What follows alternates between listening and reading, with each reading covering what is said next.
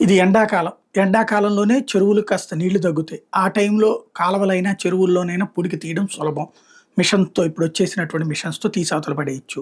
అదే సందర్భంలో ఆ మట్టిని అమ్మడానికి అంటే మామూలుగా ఇదివరకైతే గనక ఫ్రీగా తీసుకుపోమనేవాళ్ళు. ఇప్పుడు ఆ మట్టిని అలాగని ఫ్రీగా అనేటప్పటికి ఎవడో ఒకడు మాఫియాగా తయారవుతాడు.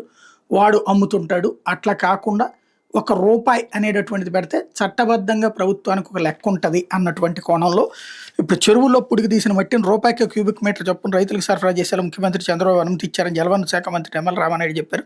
దీంతో చెరువుల్లో పుడికి తీయడంతో పాటు రైతుల పంట పొలాలకు సారవంతమైన మట్టి దక్కుతుందని చెప్పారు. శుక్రవారం విజయవాడలోని క్యాంప్ కార్యాలయంలో మీడియాతో మాట్లాడారు. పెండింగ్ ప్రాజెక్టులను సకాలంలో పూర్తి చేయాలని అధికారులను ఆదేశించారు. ఇదంతా ఒక ఎత్తు. ఇక్కడ అయితే ఇదే గనక వైఎస్ఆర్ కాంగ్రెస్ పార్టీ చేస్తే మట్టి మాఫియా అని వార్తలు రాసేవాళ్ళు. మట్టి మాఫియాకి పోతాం, డబ్బులు అట్ట ఫ్రీగా ఇచ్చేస్తారా వాళ్ళ పార్టీ నాయకులకి ఇచ్చుకోవడానికని. ఇప్పుడు అదే జరుగుతుంది. మామూలుగా అయితే ఎవడన్నా ఫ్రీగా ఇస్తాడా? అక్కడ వాస్తవంగా జనం వెళ్ళి తోసుకోండి, తవ్వుకోండి అంటే గనక ఇదే అక్కడ తవ్విపోసినటువంటి మట్టిని మీరు తీసుకుపోండి అంటే తీసుకుంటారు. సాధారణంగా ఎట్లాంటిది ఏంటంటే ట్రాక్టర్కి 400, 500 రూపాయలు చొప్పున వసూలు చేస్తారు.